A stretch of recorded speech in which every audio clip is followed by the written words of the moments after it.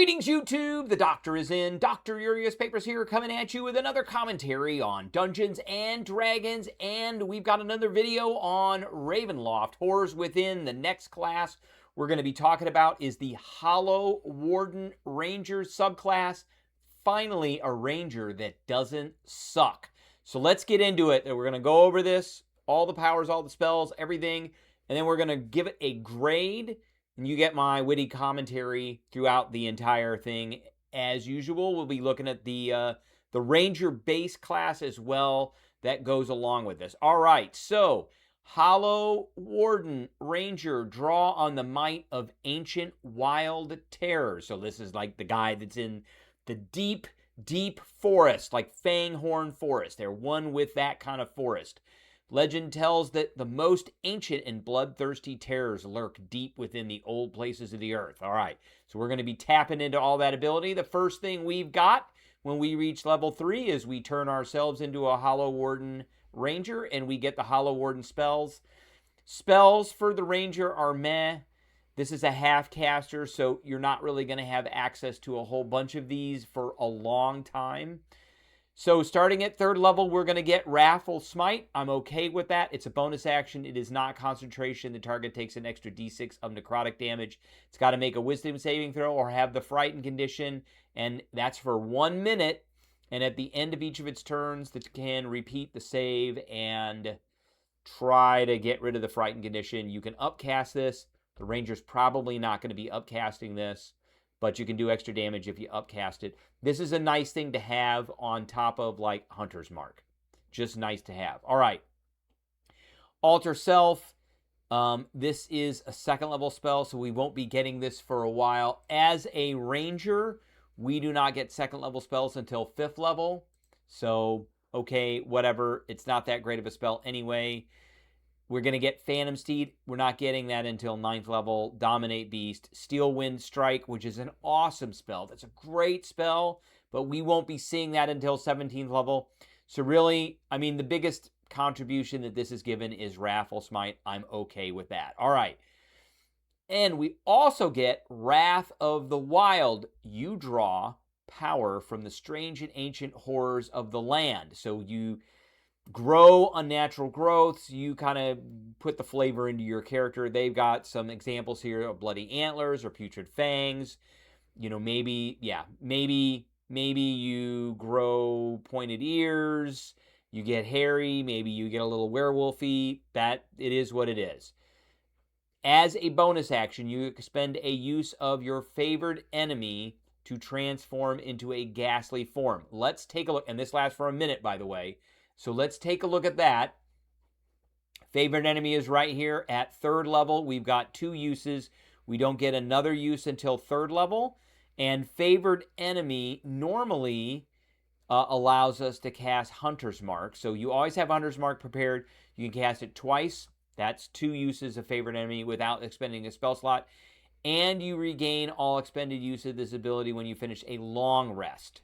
The number of times you can do this is on the table, so we look at that. And Hunter's Mark, there it is. It is concentration. It does last for an hour now, and it's a d6 to a target whenever you hit with an attack roll. You could cast this using a spell slot anyway, and given some of these options for Wrath of the Wild, I would rather use Wrath of the Wild than I would use Hunter's Mark, but I digressed.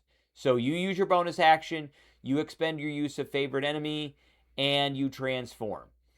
You get Ancient Armor. You gain a +1 bonus to AC. I always love all of these kind of just rando bonuses that come in because there's not very many of them.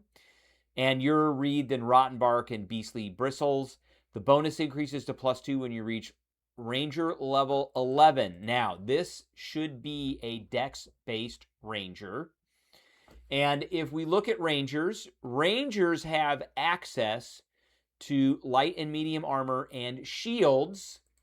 So here we've got the Ranger. Here's all of our medium. We don't really care about that if we're going to be doing Dex-based. This one will tap out at 17 if we've got a Dex of 20. So that gives us 12 plus 5 is a 17. Half plate gives us disadvantage on stealth. We don't really want that. Breastplate doesn't, but that will max out at 16. So we want to get to that 17.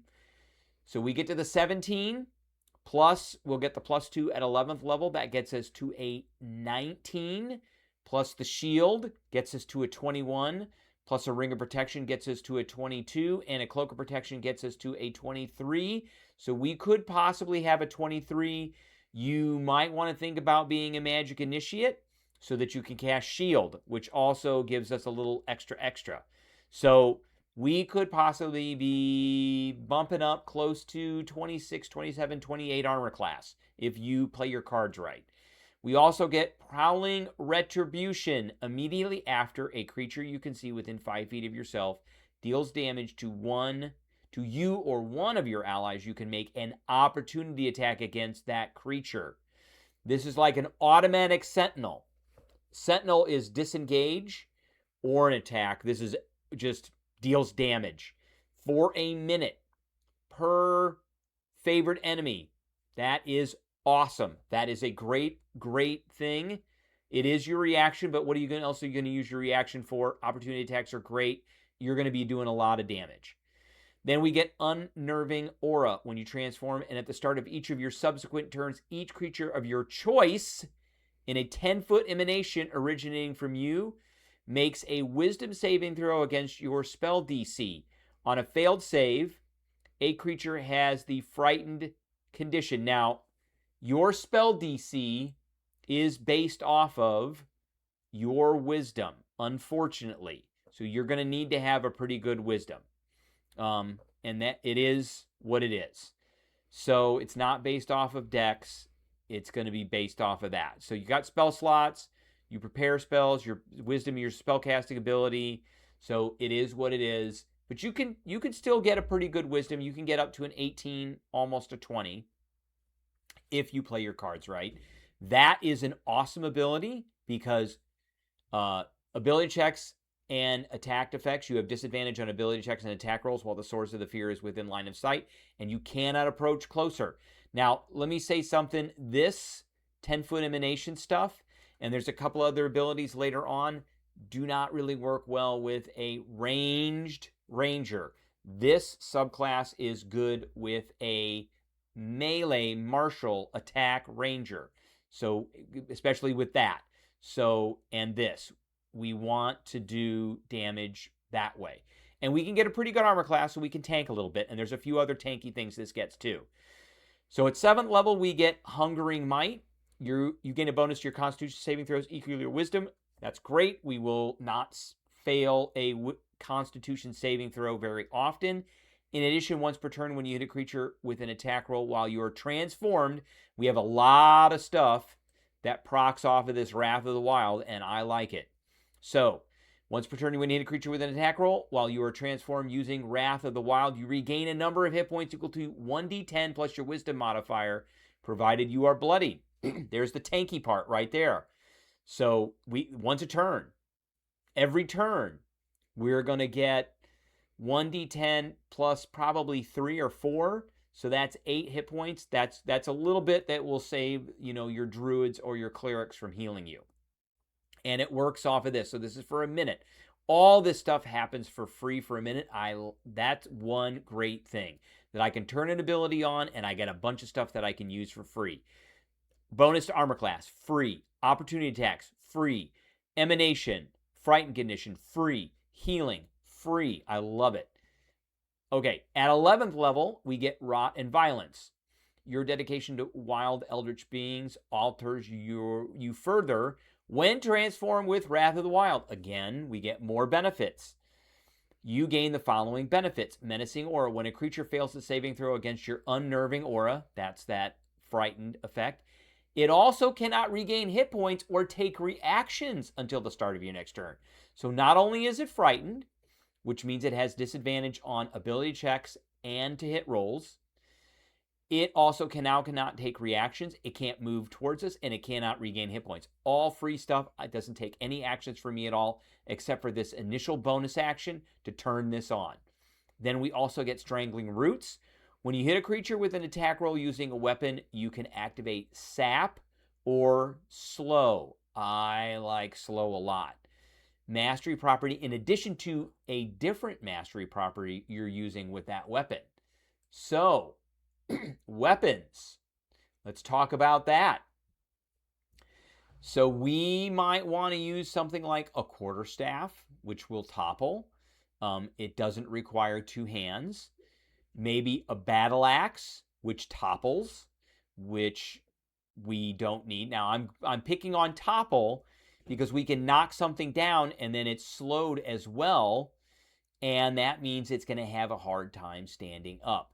Topple, we've got a lance. Now that one we have to use mounted. Maul is two-handed. There's a bunch of these that are two-handed. We've got a trident, which is one-handed. We can topple with that. So I like that. We've got push with a warhammer. I like that. We can push things away and slow them at the same time. So think of all the different kind of control maneuvers that you can put into this strangling root. But this is free. And you get 2 weapon masteries for the price of nothing, which is awesome. It's free, and it procs all off of this Wrath of the Wild. That is great. All right, level 15, Ancient Might. You become wholly suffused with the Wild's ancients and terrible power, granting you the following benefits. When you hit a creature that has the frightened condition, which could happen from this. There you go. Or Wrathful Smite. Remember? Way back when we got Wrathful Smite, which also can cause the frightened condition. So, when you hit a creature that has the frightened condition with an attack roll, the attack deals extra damage equal to your wisdom modifier. That's just a little bit. It's okay. At this level, it's probably going to be 4. So that, but that's every attack roll. And if you got Hunter's Mark on, that's a d6 plus 4. So that's pretty cool. Persistent Wrath. If you're reduced to 0 hit points but not killed outright while transformed using Wrath of the Wild, you can surge with wild power. Now, Wrath of the Wild, because it lasts a minute, is probably going to last an entire combat. So you pop this off right at the beginning. You're not going to be using Hunter's Mark right away. You'll be using that in the second round because it takes a bonus action. So your hit points instead change to a number equal to twice your Ranger level, which is going to be 30 minimum. So you go to 0, and then you pop right back up to 30. Once you use this feature, you cannot do so again until you finish a long rest. You can also expend a level 4 or greater spell slot to restore the use of this feature, which this is a great panic button. And then finally, we have immunity to exhaustion. That's just okay. Exhaustion doesn't come up as much as you think it does. So I think the level 15 abilities are okay combined, but they're free. They're all free again, and they all stack. So at level 15, when you turn on Wrath of the Wild, you get all this stuff. You get 1, 2, 3, 4, 5, 6, 7, 8 stuff, that 8 things that happen or are connected to each other. Oh yes, absolutely. So what do I think about the Hollow Warden Ranger? I can't believe I'm going to say this, but we are giving this one a straight up A. It's easy to use. It's got tons of free abilities. The spells are not that great, but the free abilities and the free abilities that you do get, like the extra bonuses to AC and the frightening and the opportunity attacks that you get early on, and kind of the buffy stuff that you get where you get some hit points. This is just all great stuff. It's all free. I love, it just stacks one after the other, especially like this slow. Sap is okay. That slow mastery combined with another thing is awesome. So, all right. That is the video that I have for everybody today. I appreciate everybody tuning in, and I will catch everybody later.